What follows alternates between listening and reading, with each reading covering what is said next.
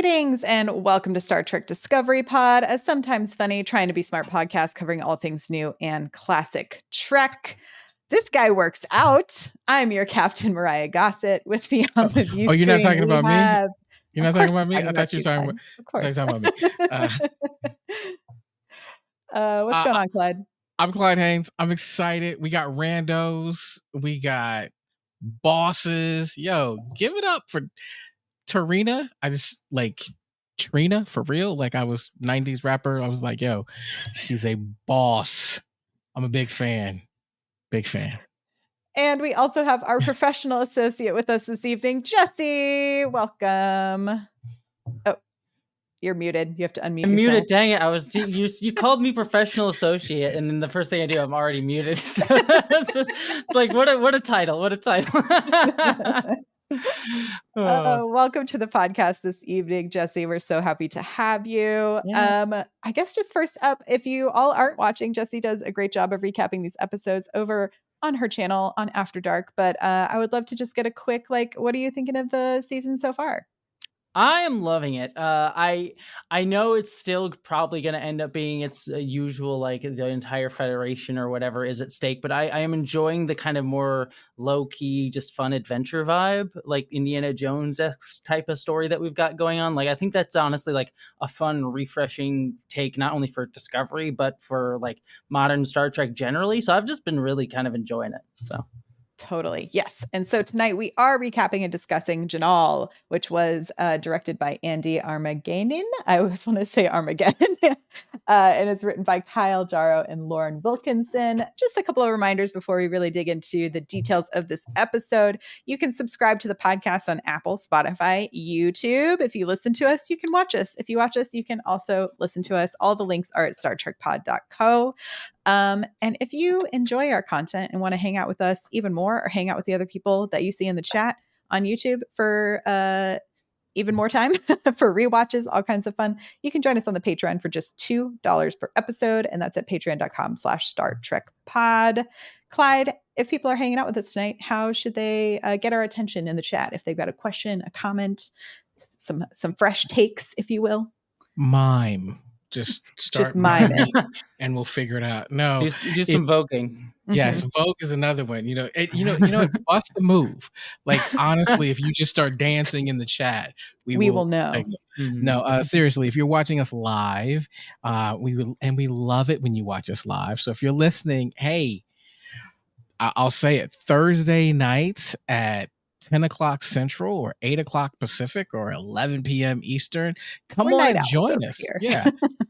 Come and join us to talk about some Trek. But if you're in the live chat, just type capital P, capital O, capital T, capital pod, and we'll take a look at your thought, your musing, your comment, your question. And in a moment, we're going to have that special time where we want to wrap up and get your overall thought of this particular episode. Just type capital H, capital F, capital HF in the chat, and we'll take a look at your thoughts about the episode.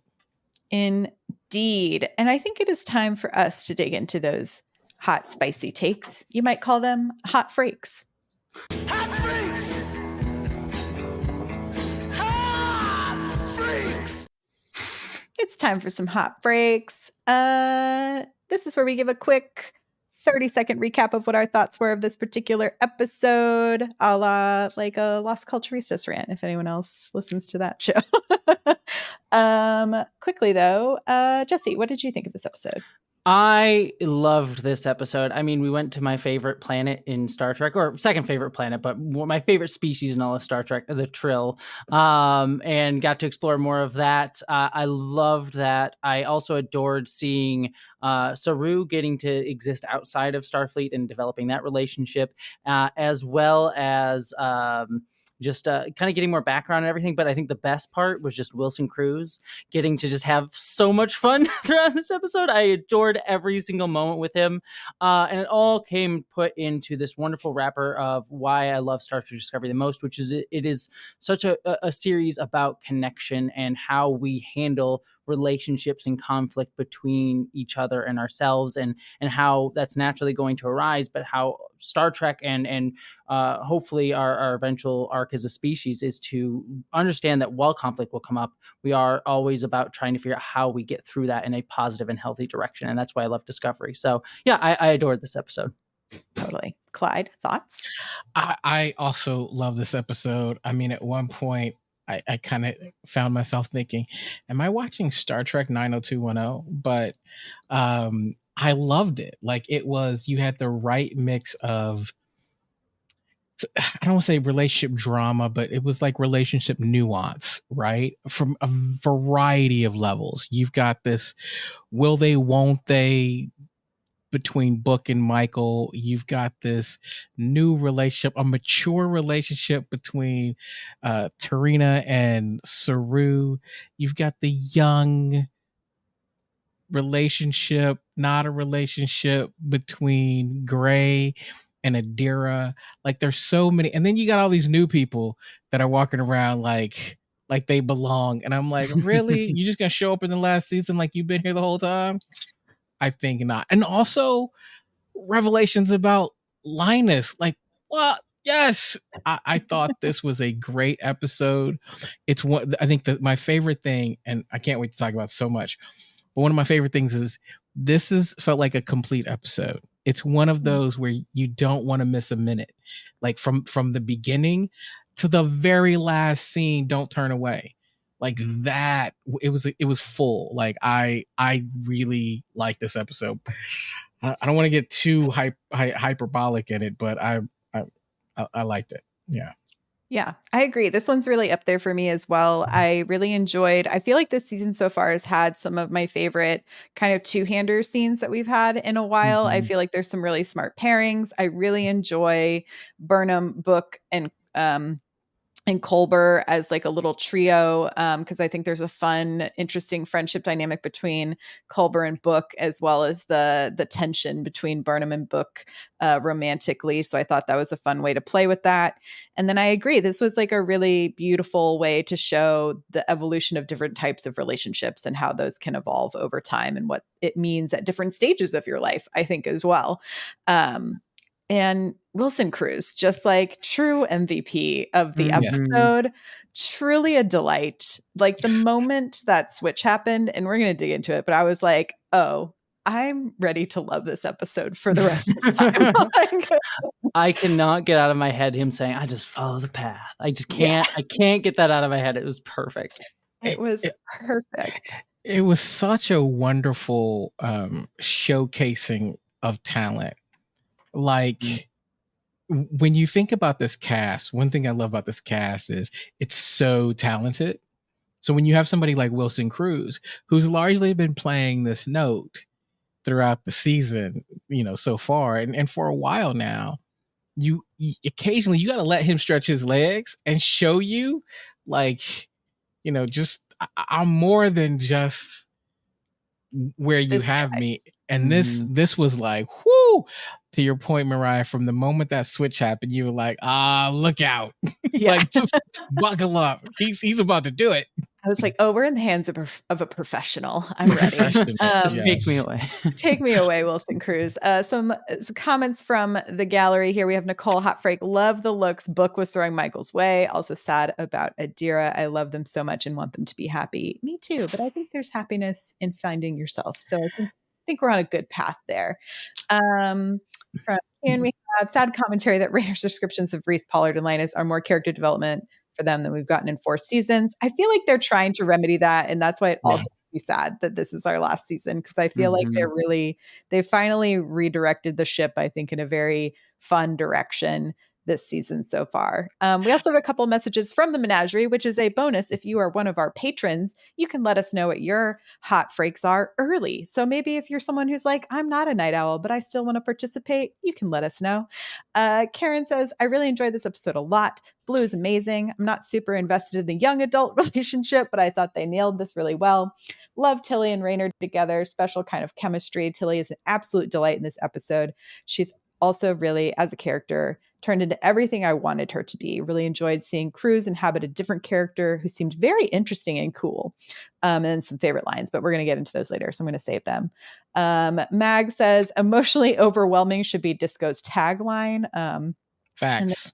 Q said, tour de force from Wilson Cruz. This is probably my favorite episode of the season. A good mix of multiple stories with a strong Trek message about building understanding. The Gray Adira part wasn't my favorite, but that story needed a resolution. So, but I think it was like a nice, I guess we can start kind of there. Sure. This was definitely a relationship episode and about different stages of relationships. And I kind of enjoyed that we got to see the full span of what does it mean to be young and in relationships where you're still finding yourself and perhaps you need to grow apart in order to grow individually. And then also the idea that Saru and Tarina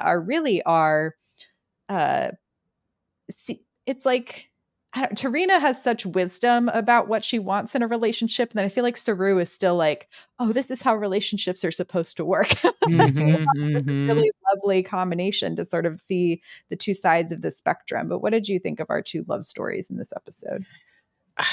I'll jump in and say it felt real, right? Like, listen, the thing about sci-fi that's so fantastic is it's fantastical. It is imaginary. And often with Star Trek, what we get is we're getting this idealized version of the future that we want, right? Even with some challenges and conflict, but we're on a starship, so it's amazing. But what these relationships represent to me were something that was really real. But if you think about it, so from a Gray and Adira standpoint, you've got two people who have had significant change in their lives. And while they were everything to each other when oddly, honestly enough, that's all they had. Now they've had this huge transition. They're far apart. And look, if I said, raise your hand if you've had a long distance relationship that was perfect and always worked, and you raised your hand, I'd be like, great, write a book. Because for most of us, those things are really, really tough, especially when you're young and going through all that. So the fact that they would come to that point, it was done beautifully. And then Tarina and Saru, I think you nailed it, Myrriah. And you've got this, they're mature, right? Neither one of them is spring chickens, which I love. But they come to this point where Saru's like, well, of course, I'll sacrifice what I want. I will protect you. To protect you. And she was just like, do I look like I need your protection? Did I ask you for your protection? I was like, yeah. But not in a way where she was angry at him and was like, this is off, but in a very mature way of saying, hey, like, I understand what's going on here. And as much as I care about you, that's not what I want. And here's why. That was really mature and beautiful. And I was like, hello, couple goals. Like, can we all be like that? Can we have that type of conversation? So for me, it was so real. And so I was for it. You can see I'm excited about it because I just thought, like, really well done. Kudos, Star Trek. Yeah, I think what I love about Saru and Tarina is that they both seem, I don't know, like they haven't quite probably had this kind of relationship before, especially because we've followed Saru for so long. We know that this is sort of the first foray into this. I do wish we got to see more. It feels like we went from like yearning and pawning for each other to just like engaged, and we've sort of skipped some of those other steps. But it feels like they're trying to sort of ease us through of like, oh, here's these two people who have obviously figured out how to communicate with each other and are both mature adults in their lives and know how to get past conflict because they're both also like ambassadors in politics. They understand how these things have to work, right? So I thought that was really an interesting, and like lovely relationship to see on screen. I just love that she was like, they want to come for me. Let him come for me. Like, she is such a boss, man. Yeah. I jumping off of that too, what I loved in that specific element of the show was Tarina saying, conflict is not something to be feared. It sort of naturally comes up. I forget exactly the quote, but something along those lines. And that honestly feels like the overriding theme of this episode, as well as potentially like an overriding idea of the whole season, because we had, not to get too far into this, but we also even had Wilson Cruz's character Jinaal saying something along the lines of like, well, is this a time of peace? We hid the progenitor's tech so that we wouldn't be used during something like the Dominion War. And Burnham being honest about the fact that it's like, it is a peaceful time right now, but like there's no guarantee it stays that way. And that kind of is reflected in all the relationships. And going back into that, what I loved this episode for in particular is just how it just showed very healthy ways to handle all of these conflicts. Like, between Saru and Tarina, we had that conflict, but also Book and Burnham, they're two mature adults who are kind of breaking up, but also still have feelings for each other. Maybe they'll get back together. We don't know, but and while there is tension there, it never feels toxic or cruel or mean like most of our television and stories and media today are, just for like the drama's sake. You got the heightened like, oh my gosh, they're gonna break up, like, and you gotta be angry at each other over some nonsense thing. And then the same thing with Adira and Gray, which I also really liked. I thought that was handled really well, both as them being kids, being younger. I shouldn't say kids necessarily, but like them being younger. And especially at that time, like sometimes not even just long distance, but you figure out what you want to do in life, and sometimes that just sets you on paths that aren't in tandem with each other. And I thought them breaking up, but doing so again in a healthy way, in a way that they remain close, remain friends, is so different than most of what we see in TV, which is usually like, that's my ex, I hate him now, or there's some sort of contrived drama or anger, which leads into like more toxic ways of we depict relationships in media generally. And the only negative that I really have to say isn't really this episode's fault to a degree, but especially with Adira and Gray, is, it comes down to like the show has not really given me as much of their relationship as I would have liked to see, especially considering they are sort of an atypical relationship for what we see not only science fiction but generally on television, between a non-binary person and a trans man. Like, I've never really seen that anywhere on screen, even though it's in abundance in my day-to-day life because I'm part of the queer community.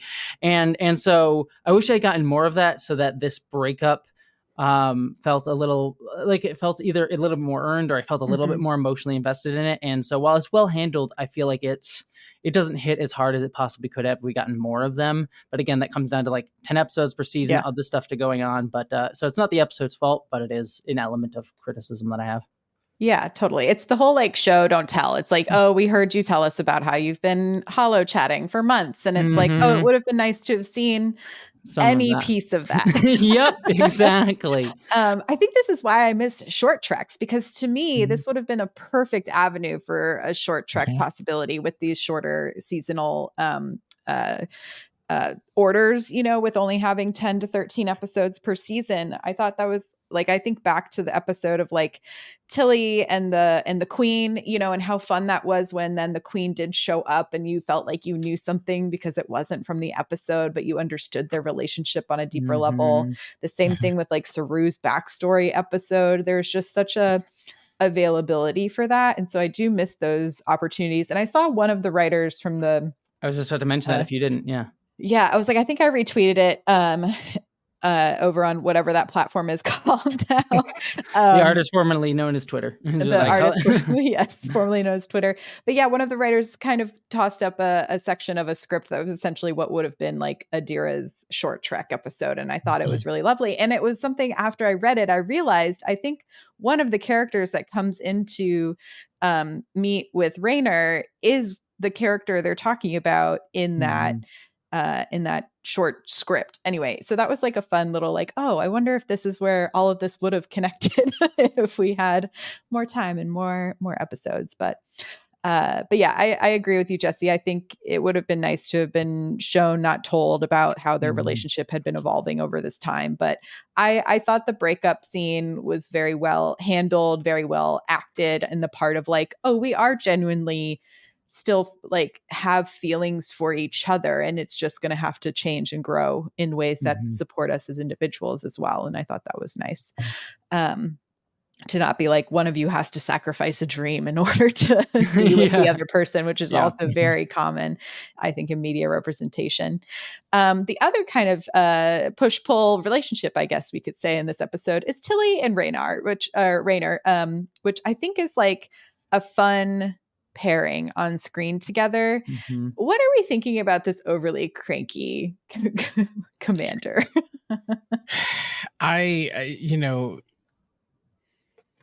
Look, last week we talked about the fact that I was expecting him to join the cast, right? Like, you've got to have this wise old owl who imparts wisdom. That's not right who he is. This feels more like I got to bring in the old curmudgeon and then reform them. And like, he's going to have this arc where he figures out how important connection is and yada, yada, yada. We're going to get there. Feelings are going to happen.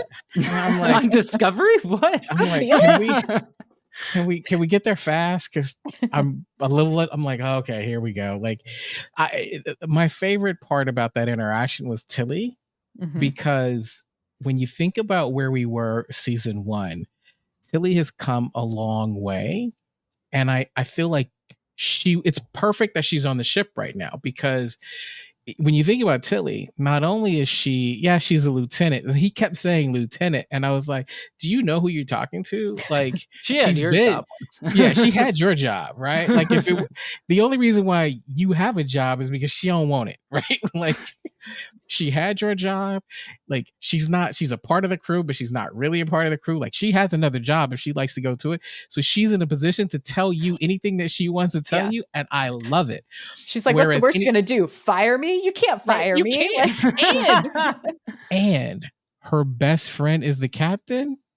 What do you like? he can't say anything to her.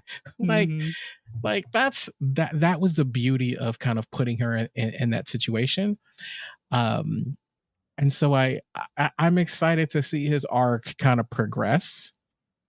I thought they handled it really well, especially that moment where he was like, here's what I figured out just from that 20 words or less. And she was like, yeah, analyzing someone's not connecting. And it just kept going. So I really like that, but I'm not, I'm a little, jury's still out on how this lands for me. Like, I'm sure they're going to do a good job, but I'm like, all right, can this not go on too long? I'm still suspicious. I was like, I always have my radar up with new dude characters. I'm like, I don't know. I'm sus. I don't know. Like, for a while, it was like Shaw's sus, during Picard, and now I'm back to Admiral sus. Admiral sus. Everyone is sus. Because I'm like, Trill security system. If you've been monitoring this, how did Maul get on the surface there at the end? Just saying. If you've been watching this and, the ship's watching it, but now there's this person on the surface. Anyway, I'm just like, I don't know. You working with them? I disagree to a degree in the sense that I actually really love Rayner. I understand he's a trope, but he's like a trope that works for me. Like, I love the curmudgeon, the old guy who learns how to do well. And part of me is like, yeah, he is a little bit of a distraction in the fact that this is a final season for the show and we're adding this new character. But again, that's not the show's fault. They didn't know it was the final season when they were filming, so I can forgive that. But I also really like him as a contrast for both Burnham as a character, as well as how Discovery has grown as well, because I spoke about this in my own reviews. He feels to me like a really good reflection of where Burnham was in season 1, as well as Lorca, as well as this guy who has this very like, I gotta make everything run on time. Everyone's just a piece in the machine. And obviously Lorca turned out to be an actual fascist, but there's still that element that you can kind of see in Rayner of I see everything is efficient. I see everything. It says in this episode, like, everyone's of use to me. Like, you have 20 seconds, you have 20 words to get it done. Like, this idea of like use and timing that is very antithetical to what Discovery and also Star Trek should be about, which is like, we're not all here for the machine of Starfleet, but Starfleet's here. We're here to help enable us to be our best selves. And so I think having that character come in, and instead of it being what season 1 of Discovery was, which is like a dissection of that and then ultimately refuting the end, it's allowing this character sort of be surrounded by a different way of thinking and be changed by it in a way that like Lorca really wasn't in season 1, where he became sort of more cartoonishly fascist, mustache twirling at the end. And so I really like that as just a commentary, and I think that can work really well for a final season. And then 2, I'll keep this part really quick. He is from the same mold as Shaw, who he was one of my favorite parts of Picard season 3, and I did not love. I will say I did like him in season 3. I did not like Picard season 3 overall, so it's not saying that much. But what I will say is I like him better than Shaw so far, in that there's this element of him of warmth in Rayner that we get to see in little bits and spurts, like at the end there, that Shaw didn't really get, because in that show he was sort of like, I'm going to stay an asshole the entire time, and just at the end, just as I die, I'll learn that I'm a bigot and change my ways and acknowledge Seven. But then also after I die, it turns out I was a good guy the whole time, which that last scene where he's like, I acknowledge Seven should be captain after my, like, undercut his whole character arc. But regardless, like, this works better for me in the sense that he is an asshole, but we see moments of a true person, both in the performance and then little moments at the end, like at the bar with the writing, that I think really showcase a nuance with this character that I really, really love. So I am actually super in favor of Rayner. I'll say, I think one of the things that this has done for me is it's helped me see Discovery slightly differently, right? Because he's so different. He is he is what you would expect a military captain to be on a military ship, right? Like, this is about business. We're not here to play friends. We're here for real work, right? So let's get to it. And how you would think, let's go to work, let's get this done. And then when you look at him in comparison to Discovery has to be the most socially friendly, relational ship in Star Trek history, right? Like TNG always had 10 forward, but and they had the poker game, but they felt like coworkers that were hanging out after work, right? Yeah. Discovery is like, I mean, when you jump 900 years into the future with some people, you bond. Yeah. There's really no shore leave. Light like you trauma bonding there. Just light trauma bonding. I will say too, I said this in my, sorry, I cut you off. No, you're good. Go ahead. I was just saying in my review too, I also made this point. Rayner does kind of feel like kind of meta commentary on all of the assholes. They're disingenuous assholes who say about Discovery, it's like, it's emotional Trek. Real Star Trek, they would just be like, they get their job done and they were always professional all the time. None of this emotional crying all the time nonsense. And I think what with Rayner, in a subtle way, what they're trying to do is kind of combat that and say, like, no, there's a reason why being more open, being more cooperative, being in touch and in good relationships with your fellow crewmates can actually breed a not only professional environment, but foster like actually being able to create some of the best crew in all of Starfleet. So I think that there's a sort of like subtle meta commentary going on with Rayner. Totally. To those criticisms. Yeah, I think it's also for them to be like, I don't know, on screen, once you watch it, it's like if you watched his character and then you stuck his character even in a show like TNG into Voyager, he would also stand out in those shows as being like a very buttoned up, like grumpy curmudgeon who would have some like I could see, Janeway having a little push pull with that person and being like, no, it's important to have these connections with your crew, because when you do get sucked out into the Delta Quadrant, you have to bond in these ways. Jellicoe and Rayner would probably get along very well. Exactly. Yes. Also, one of my favorite standout moments is every time Reno is on screen, I'm just like, the lines, whoever writes Reno's lines just really nails it every single week. Because like the conversation with Stamets was so funny, where Reno's just like, nah, dude, I'm not talking about like your kiddo's going to go lose their virginity. I'm talking about like there's a breakup about to happen. And oh no, now I sound like a woo-woo Cosmo lady, which was hysterical.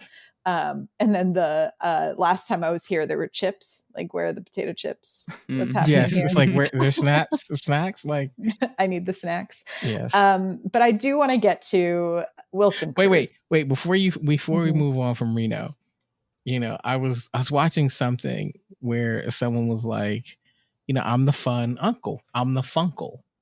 Well, like Reno's like the font. Like she's the fun aunt. Like she's so wise. It's just like she just roams from room to room with like her Twizzlers. Like Her licorice, yes. yeah, Dispensing advice. yeah, like oh, poor Stamets. You know, are you gonna be ready when she comes back with her heart broken? Like, are you ready for that, Dad? No, it's not gonna be like that. Okay, you say so. And he just goes, really? She might be right. It's the I'm not gonna beat you over the head with the wisdom. I'm just gonna depart it and then gradually leave. Let you just marinate in that for a little bit. I had a coworker for a long time when we would be in like awkward situations, but we've like dispelled everything we needed to in a situation. We called it when you would jellyfish out. You just like slowly morph yourself out of the conversation. And I was like, I feel like Reno is the ultimate jellyfish of a conversation. Without a doubt. Without a doubt. But yes, it's so much needed injections of humor and one-liners that I enjoy. I also think, I guess, so before we get to Wilson Cruz, actually, the Stamets being so excited to perhaps be scientifically relevant again scene, only to be crushed by Rayner was such a small little roller coaster that I thought Tilly did such a good job of like kind of regrounding us and being like, oh, this is why this is important. We need to thrive and allow people the space that they need to thrive in their work environment. And this is not how this happens for Stamets. So listen to me. But yes, Wilson Cruz, we need to talk about this MVP of this episode. I don't know if y'all watch the Ready Room with Will Wheaton after the episodes, but I loved the interview with Wilson Cruz and just talking about how he was like, oh yeah, I didn't tell anyone what my performance was really going to be like until I started doing it. And it's that scene where they do the transition of the spirits, if you will, of the consciousness. And like he said, the looks on on Book and Burnham's faces in those scenes were just really funny as soon as it started happening. And I was like, I wonder how many takes it took for them to get through that without someone like breaking, because it is a big swing, but in the best way possible. You know, my favorite part of Wilson Cruz's performance kind of sums up to me like everything. It's when they leave, they're coming back, they're walking around, and then they see him and he's like laid out on a rock chilling. Like I was like, that's the ultimate just like player move. Like, you did make it. Good. Like he was just like that epitomizes that character, just like really just chill and like understands every move that's gonna happen. It's one of those he's playing chess while everybody else is playing checkers. It was just so smooth. And I mean the range that Wilson Cruz has, just oh my goodness. It was so much. Not only was it fun to watch, it just fit. Like it was a perfect note for me. I was like, this is what I need. If there's some humor, there's some suaveness, there's a little bit of action, like it's fun. It just I thought it worked out really well. He nailed that. It really gave me kind of like original series shenanigans is what I like to kind of call that vibe. And I feel like we get a lot of it in Strange New Worlds more often because it is that sort of like adventure of the week. And this did feel, I think, because we're constantly looking for these pieces to a puzzle, because each one is a self-contained adventure of the week as we try to find the puzzle. It's fun to play in those spaces. And I feel like we haven't had, you know, a main cast member possessed by another being in ages, and I was ready for it. You need a good body swap episode. You need a body swap episode. But to your point, Myrriah, I think what we're seeing here, and I'd love your opinion, both of your opinions on this, is this season of Discovery seems lighter than the Mhm. past seasons of Discovery. Discovery's always to me has been dark. It's shot dark. It's everybody's very tense. You know, when you think about like was the Red Angel, like it's everything is so serious. This feels lighter. I don't know if that's because Strange New Worlds is having such like fanfare and popularity and they're significantly lighter, but this season of Discovery feels lighter to me. I'd love to know if you guys if you agree with that and what your if you do what are your thoughts on the less dark Discovery that we're looking at? I really like it because it just enables these characters to shine, I think, a little bit better in a way that we haven't gotten a chance to see with them. Like I've loved these characters throughout all 4 seasons, but each season has had like huge stakes right from the beginning, where it's like there's the Klingon war hanging over everybody's head in season 1. The Red Angel was kind of the closest to the lightest we had from after that, but even then we were kind of coming off of season 1 in Lorca, and so Pike kind of brought a big levity to that season, but even then it kind of towards the end got very heavy. And then season 3 you had the burn, and then season 4 was like this huge like mass death Destruction. everywhere. Yeah. Mhm. And so this one, while there is, still a like this tech can, possibly, do a lot of damage or whatever that we've seen so far, with like giving lip service to with the progenitors, like it kind of has that like fun adventure vibe throughout all of it. And as a result, I think it allows the characters to like kind of be in a way that we really haven't gotten a chance to really see them do on a day-to-day basis ever since like even maybe just like season 4 episode 1, where we got them for a little bit in that episode getting to kind of have a day-to-day normal life. And so I really kind of enjoying just the lighter tone to this season. I'm sure again we'll get somewhere where like the Federation will be in danger or whatnot, Maul and Locke will get the tech or something, but I do really like that these characters get to kind of just like exist a bit. Mm. And it's funny that we say this because it's less like they're living on the edge of peril, but they are trying to answer like really big questions. Like we're talking about the creation of all species as they know it, all intelligent life as they know it. And so it's kind of fun to go back to, we talk a lot about on the podcast how my favorite Trek is always one that's posing like some sort of question for us to ponder about society and all of these things. And often it's rooted in something that's currently happening. But I think it's interesting that for this season, they've really gone back to kind of the basics of astrophysics, where you're trying to answer the biggest questions, right? It's like, and I talked about last week, and it's lovely that this has coincided this way, but I'm reading Stephen Hawking's last book that he wrote before he passed, which are just like answers to these, or like concepts around these huge questions that we have, right? Is there a God? Where did we come from? How did the universe get created? And it's like,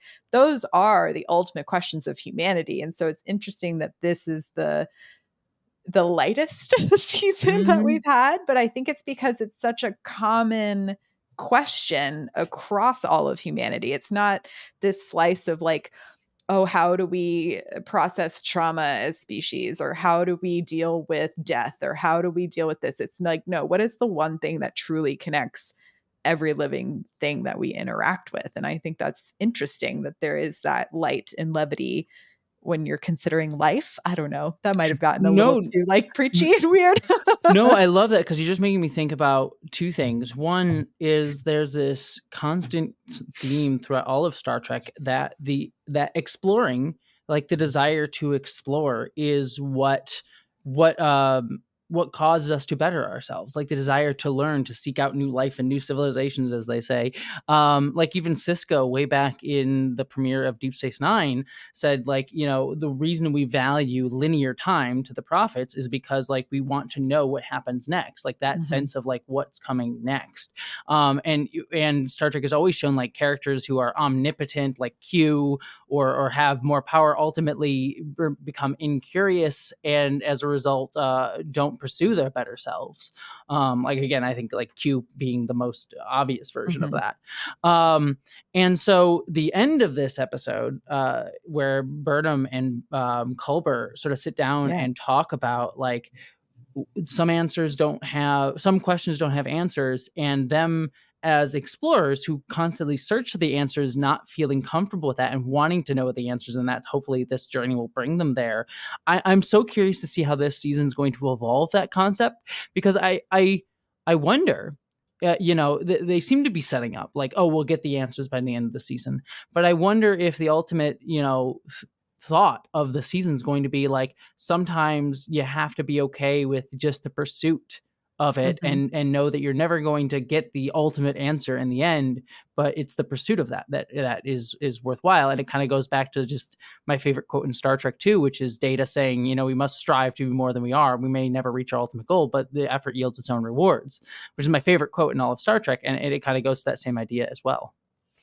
Yeah, and I think it would be ultimately more satisfying to not have an answer, because I think if you put a fine point on this big of a question, it doesn't leave any room for imagination, and that's like the fun of sci-fi, is leaving the space for imagination and for the idea of what could come next. Yeah, Well, it's and I would add to that's the heart of science, right? Is right. that when you think of great science, it's not like my goal is to answer every single question. It's the journey. It's the It's the true. method. Yeah, like it's literally the method, because true science takes a long time for a truly breaking discovery. And so in that, you are talking about individuals who are saying, I'm okay with the pursuit of the question, right? The pursuit of the answer, knowing that along the way, I will take left turns and right turns, right? I'll have successes and, setbacks, but all of that journey has the potential for me to land an answer that is a big answer, but not the only answer. Like that is at the heart of science. And when we look at something like these explorers, like you have to be open to that there are going to be doors that you open that you don't get to walk through just yet. And I think for me, when I think about Star Trek, the idea of Star Trek is, hey, let's drop a probe because we can't get to this right now, but maybe the ship that comes after us will. Right? That's it. The Cerritos will get there. Yes. Yeah. Exactly. Second contact will happen. Yeah. And I think But- science is, most scientific books that I read are very prominent in saying this is the answer that we have right now, and a better answer might come along, and Yes. so I think, to me, that would be the interesting place to leave this, is like, this is the answer we have for now, but a better answer could come along, which I think is way more fun. What did we, to kind of shift a little bit, I loved the interaction between the cloaking giant bug monsters and Book and Burnham, in a sweet day for night to look like an alien planet that was shot in that gorge. But I loved where they ended it, where it was like, oh, this comes back to Burnham's xenoanthropology, which we saw was the reason we even have like the tardigrade DNA. It's like Burnham knows to go back to the basics, which I think is something that's really lovely about her character. To be like, oh, we have to show that we're not a threat. Of course they're treating us like a threat. We came out with phasers ablazing. And so I thought it was funny where you have like a character like Book who can technically communicate with animals, but it took Burnham to be like, no, I know how to communicate with them. Yeah. One quick aside too before I get to that, just because you mentioned it, like, can I just say, thank heavens they didn't shoot on the damn volume. Like, allow me my filmmaker digression. Like, I just hate shooting on the volume so much. Like, okay, good, we're actually in a gorge. Thank you. So I did like that. And in true Star Trek tradition, it's just like a gorge with rocks in it. That's every love a gorge with rocks. But yeah, no, I did really, again, it kind of goes to that theme too of like the whole point of Jinaal testing them was to see whether or not they would choose to be violent and just take what they wanted regardless, or if they would recognize that they were causing some level of harm and try to de-escalate and come back later. So I thought that was just a really fun, simple test, because one thing I did while watching the episode, I was like, really? Like the clue that's been hiding for 800 years is just a hop, skip, and a spore jump around the corner. Like it's just there. You just taking a nice jaunt and it's been hidden for 800 years. But no, it was actually like a really interesting test. And I did also really like that it it was again Burnham being this like negotiator and understanding how to be empathetic, and also showing that she can still work with Book, and that while their relationship is in a rough place right now, regardless of whether it becomes romantic or not again, they still have an ability to connect to each other through their tensions. So, well, and I thought it's just fascinating. You talk about these bugs. Have we seen really a cloaking like being on Star Trek before? Well, Jinaal says that it's the way that their Sure. like scales interact with their environment or whatever. It's Sure, not I'm gonna technically still say it's cloaking. but it's like a chameleon. I mean, there are creatures, lots of deep sea creatures that kind of function in the same way. That was kind of what it reminded me of. Yeah, and Trill too is like they've always established on Trill, like every species that comes from Trill kind of has like two states. Like there was the fish in the early seasons where it kind of came out of the water and started flying as well. So like that's like an element of that world building that I like. Yeah, I thought it was cool, and I mean the subtlety, the dialogue in this episode was just, and the timing was so spot on for Book to go. And it cloaks, like, just you could have told us that, like, that was the perfect note at the time. It's almost as though he captured, I don't even know if it's what we were thinking, what we wish we were thinking, right? It was just such a perfect little note, and they were just sprinkled throughout this episode like this. I'm trying not to say it, but everyone's saying this is my favorite episode of the season. I'm like, yes, but it's episode 3, so that's not saying a whole lot. I am trying to resist saying this is one of my favorite episodes in the series. I'm feeling that, like, I might have to go there. And again, that Myrriah knows that's big for me, because especially with no space battles. But I'm saying there's no space battles. There's like the ship doesn't even move the entire time. Like for me to say this might be one of my favorite episodes, that's big. I might have to go back and rewatch some and like clarify that one. But I really feel, for some reason, attached to this episode. I mean, I think it's like a good combination of like humor, heart, drama. It's got all of the like notes of what you want from a Star Trek episode. So I think it's just like a really satisfying watch. And it was one, a space battle. Yeah, with no space battle. But you had pew phasers. pews. There was plenty of pew pews from those bugs. I mean, and that like phaser out of nowhere thing gets me every time. I'm like, that's so cool. I also loved the moment where like Book gets the stinger in his leg, and they say go on 3. and David, and on David and Jala's like line delivery, there was, so he's like, what happened to on 3? Again, that's a perfect line. Like we're all looking like, of course she's gonna pull it out before you pull 3, because that's what everybody does. But the way he delivered that line was like, that made it perfect, and not the thing that happens every time that happens, right? Like so good. I also love, there's some good classic Trek tropes of like, I know they technically weren't in a cave, but when the transporters don't work, when you're surrounded by too many rocks, I love when that gets pulled out as a constant. It's 1,000 years in the future, still can't teleport through rocks. Absolutely not. I'm glad to know we'll still have cave episodes of Lower Decks to look forward to. It's literally like, and there's almost a look between Book and Burnham, like, seriously, we can't transport because we're standing next to some rocks. The minerals. The minerals. Yes, it's all the minerals' fault. Yes. Look, the tech officers in Starfleet need to have something to be able to like say, like, look, your jobs are justified. We still are figuring that out, Still got to make it work.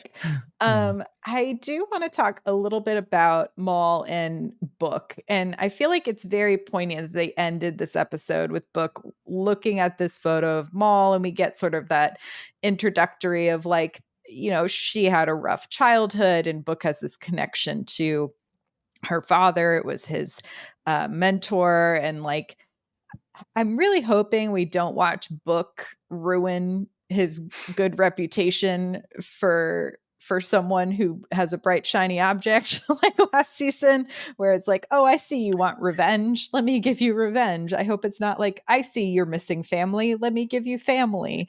And I'm a little worried for our book. I'm a little worried about book. What do y'all think? Yeah. So Nicole, who has been up since 4:30, has had to leave us tonight, but I do want to highlight her comment and saying one of her hot phrases was, "Book better not put Maul, who he doesn't really know, above Michael. I will lose it." I think this, Book keeps telling us, I'm different. I'm like, you can trust me. Take me with you. Like, I'm okay. Like, I can do this stuff. And yet, it's growth, and I've learned my lesson. But here we are. I am curious. He is going to be put in a situation. It's coming where there's going to be a moment where he's trying to figure out, here I have an opportunity to save Maul, the daughter of my mentor. Like, she's basically like a niece to him, right? To a person who has lost all the family that he's known on his entire planet. This represents family to him versus Starfleet, which it feels like his main connection to Starfleet is Michael. He's going to be put in that situation, and I'm not sure which way that wind is going to blow, to be honest with you. I just don't know yet. I feel like the smart thing to do is for Book to be betrayed by Maul. Like, for Maul to essentially be like, oh, I've had a change of heart. I see you. I see your ways. Like, maybe I can come this way. And then I think her love for Locke will come into play, and whatever the backstory is of Locke, and that will inevitably, crush Book in that way. I'm hoping we just don't have like Book being the instigator of betrayal. I'd rather see Book unfortunately, be the one on the other side of the betrayal, because I think it's probably it would be easier for me to digest as a viewer. But we shall see. Because he's had a second chance. He's not going to get a third one. I mean, if he does it again, he now he becomes could be the cat with 9 lives. I mean, yeah, but I look at it and go, there's a story here, but you also have to take Star Trek fans into consideration, right? We make judgments. I feel like hopefully you take story into consideration. Well, no, what I mean is, I mean, as Star Trek fans, we will hate a character forever. Right? If we look over, and I think in this situation, if you write Book as a character who betrays Michael, I do not think the fan base will forgive him ever. He will be listed on the column of villains, of Star Trek villains, forever. Especially since the last season too. And what for me too, especially with it is like, I just need to see more of Maul and Locke, and also in their relationship to Burnham, because I'm enjoying them as characters so far. Like, they have the fun little Bonnie and Clyde stuff, but there's not a lot of development with them yet.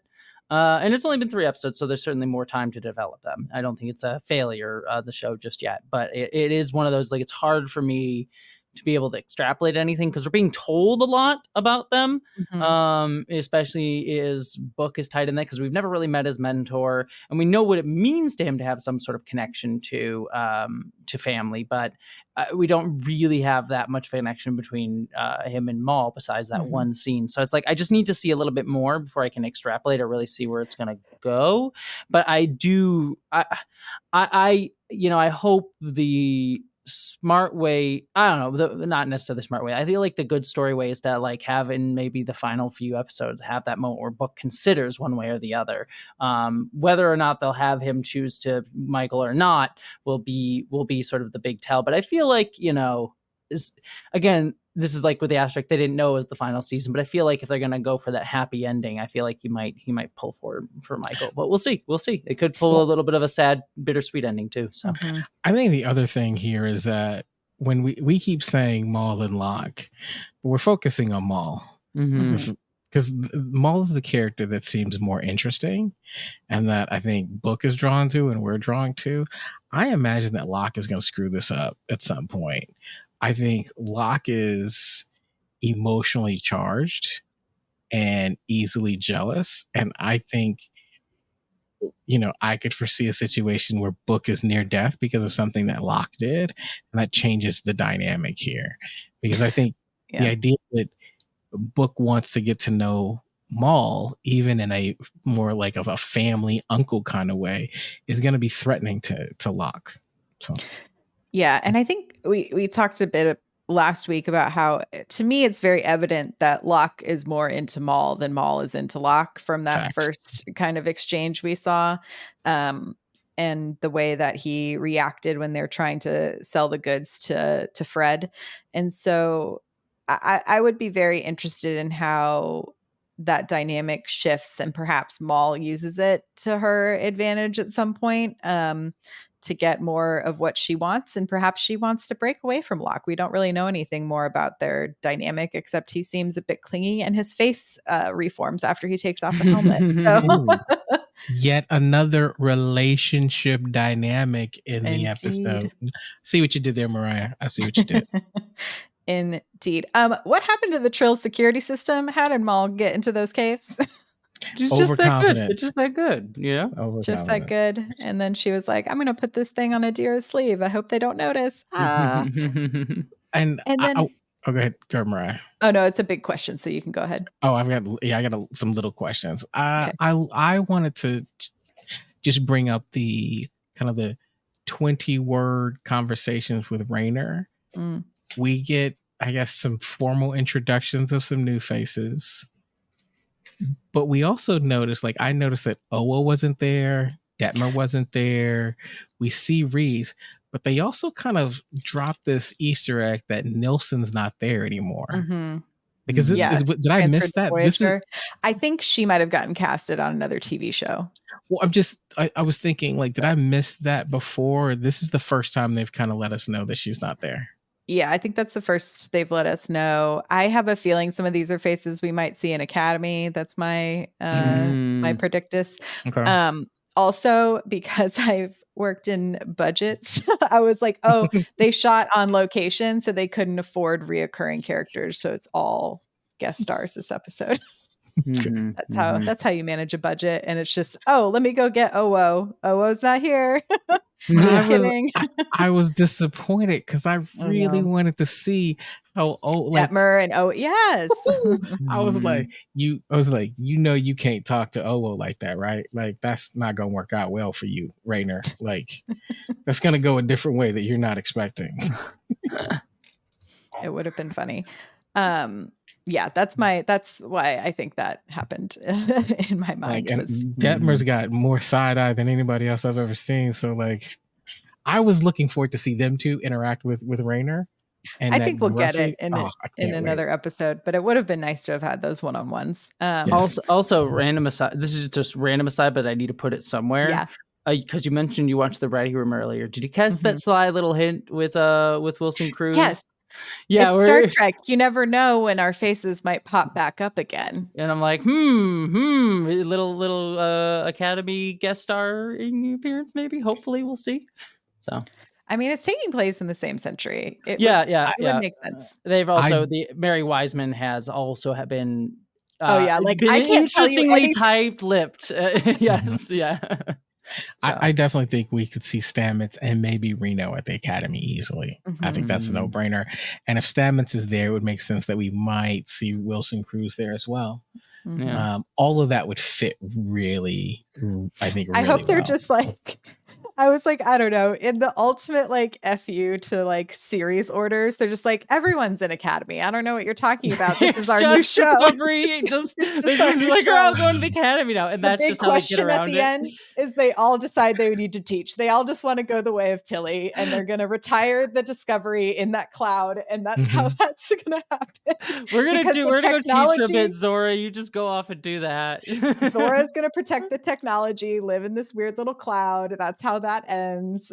The progenitor's tech lives on Zora, and then they're all just going to roll over into Academy, and I would love it so much. That would be such a great way to be like, yeah, I guess streaming just cancels shows, but too bad for us. Wink, wink. But yeah, I would love that. I'm not gonna lie.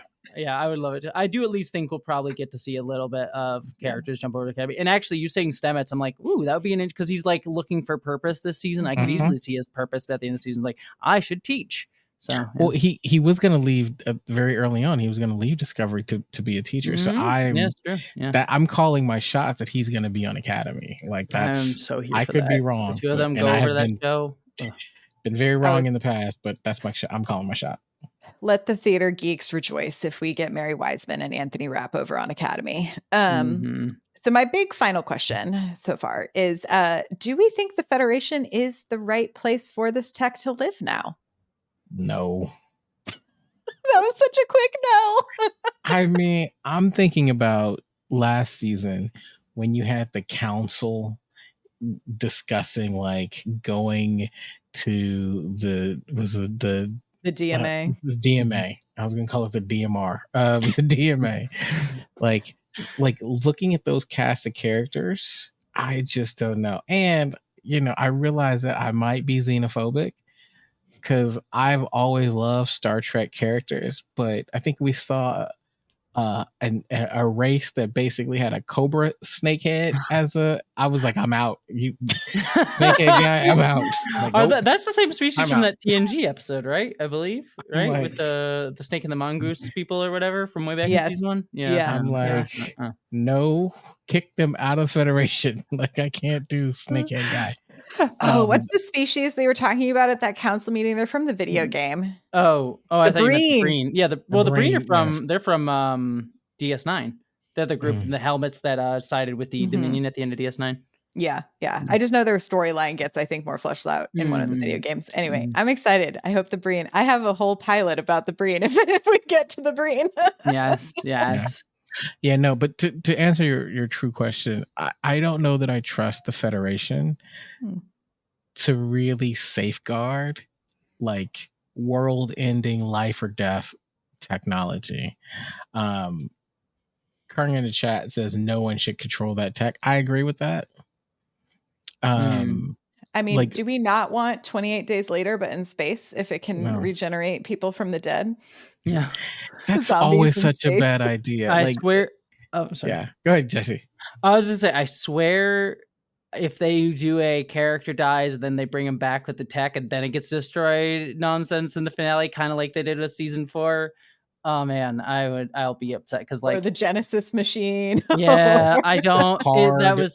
I liked season 4 Discovery quite a lot. I actually loved the finale, but that element with just Book supposedly dying and then randomly coming back was like such a fake out emotional nonsense that I was like, so I really hope they don't do that because that feels like what they're setting up with that to do. Well, and listen, Myrriah, I know you love horror. I do.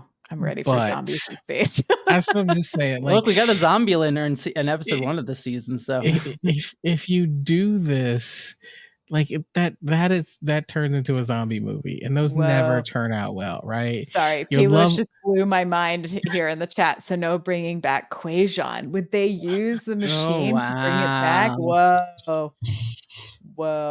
That would be interesting. Okay, so then the question becomes, you have this machine, you need to destroy it. You're not supposed to do this, right? This is not something you're supposed to do. But if Book has an opportunity to bring back Quajon, nothing would stop him. Yeah, that would be a legitimate way to get him to buy in on this tech that I would buy as a character motivation. So like and that could be the thing. What if Maul knows what is going on, and this is her opportunity to bring Cleveland Booker back? Where does where would Book kind of fall in that? You can bring back his mentor, and he can bring back Quajon. That could turn him. I think that could turn him. That would be interesting. Yeah. Or Maul's mother. I have a theory that Locke is dead, and that's a hologram. And Maul wants to use the tech to bring Locke back. Or Locke is seeking the tech to bring himself back in some way. Or he's like not well, and it's like a hologram version of him out in the world. Because I'm still trying to figure out what's going on with his face. That's a really interesting idea. Interesting theory. Yeah. Yeah, I'm not sure where I land with the Federation having this tech. It feels like a piece of tech that nobody should have. I also am like, it would be very interesting to me if they get to the tech and the tech doesn't actually do what they think it does, and the progenitors didn't actually Or like, do it. lols, Yeah. this is all just us being like, you don't deserve it. This is a Yeah. test. We loved you. We're your parents. Now go off and be whatever. Or what if the progenitors are like, oh, we didn't actually even start life. This was like a rumor. We are Mount Olympus, and this was Mhm. our mythology. You know, I Yes. don't know. It could be interesting. Mm. We've been watching the whole time, and you guys are awfully entertaining. So thank you for that. Yeah. I mean, it Like, could also be that progenitor they were TV. lying. That would be fast. That would be a fascinating twist where it's like, we didn't actually create you. We lied to make ourselves like gods for you or something like that. That would be kind of Yeah. interesting. That would be kind of messed up. I feel like people would be so upset. I would love it. I love when Disco messes with original canon in a way that makes people upset. Honestly, I had there's a friend of mine who she's a YouTuber who did a video about the chase and why Star Trek doesn't understand evolution. And one thing we talked about a lot of different episodes because Star Trek does not understand how evolution works generally, at least TNG era stuff. But with the chase, one interesting thing with that is there is some like there's race science nonsense, pseudoscience bullshit that always try to justify like, oh, there was like one version of humanity that existed beforehand and everything else is just variations upon that like isn't exactly leading into, but it was like, it's still an element of like, it's not humans, it's not this like ethnocentric human thing, but it is still going of like the humanoid form is still like the ultimate version of evolution that we're all eventually going to go towards. So it's like it kind of leans into that problematic stuff with that sort of storyline. So it'd be interesting with Discovery to kind of break that down a little bit. So yeah, because to me, I don't know. I wouldn't be mad at being one of those DMA jellyfish who just like emits pheromones and floats around in some gases. It sounds cool. It sounds like we life. all are going to inevitably evolve into sex salamanders, as Star Trek Voyager has taught us. So this is what the progenitors wanted for us. That is the ultimate ending. Anything else y'all want to touch on this episode before we wrap it up? Nothing I can think of. Like I said, I've enjoyed this episode. It really makes me want to see the next one. Mm-hmm. Agreed. I'm excited for next week. Yeah. Anything to plug? Anything to share? Jessie, where can people find you on the internets? Yeah, I'll do the rigmarole. You can find me mainly at Jessie Gender. That's my YouTube channel where I do video essay type of stuff. Sadly, I've been dealing with more difficult stuff lately because I've been talking about like anti-trans rhetoric and nonsense like that. But I do have a bunch of Star Trek stuff on there if you want to go check that out. I try and have some fun and talk about my favorite nerdy stuff. I also am reviewing Star Trek Discovery as well on my secondary channel called Jessie Gender After Dark. I'm also going to be reviewing Doctor Who as well as Star Wars Acolyte when that comes out, as well as other things that I randomly talk about over there. I'm on the social medias. And then just to mention it, I am working on a science fiction film called Identities, starring numerous folks, but most relevantly here would be John Delancey from Star Trek. So he was absolutely wonderful. And there's also so many queer and trans folks in the film. We are nearing completion. I'm in the throes of post-production and exhausted from it, but excited about it. And that'll be coming out in just a few short months. So be on the lookout for that. And they'll be on Nebula, which is the streaming service that is distributing it. So that's the quick and dirty stuff. Amazing. Thank you so much for joining us. Clyde, do you have anything to plug or promote? No, just excited to see you guys here next Thursday if you're gonna join us in the live chat. And as Myrriah said earlier, hey, come hang out in the Slack with us for $2 an episode. All right, that's it, just $2, and you get to hang out with a bunch of other Star Trek nerds talking Trek all the time, do some watch alongs. It's a lot of fun. So yeah, I'd plug that. I'm sometimes I'm active in the Slack, sometimes I'm often lurking, trying to make sure people stay out of trouble, no fights. No, it's actually a pretty cool place. Everybody's really nice, and and if you want it, like, it's a great place. Like, if you're watching an old episode and you're like, I wonder what that is, I promise you somebody in the Slack knows some deep Trek knowledge about that thing you saw in the background and had a question on. So it's always fun to to have those conversations. Indeed. I had a whole conversation today about Klingon coffee after this episode. It's fantastic. Like it's such a great place to hang out. It's a good time. Yes. So you can find links to that at StarTrekPod.co. You can find me on the internet at my name. There's things happening. There's shows I'm working on. I'll be sharing soon for podcasty things. Some fun stuff in the works. Thank you all again so much. We will see you all next time. Live long and prosper. Bye-bye.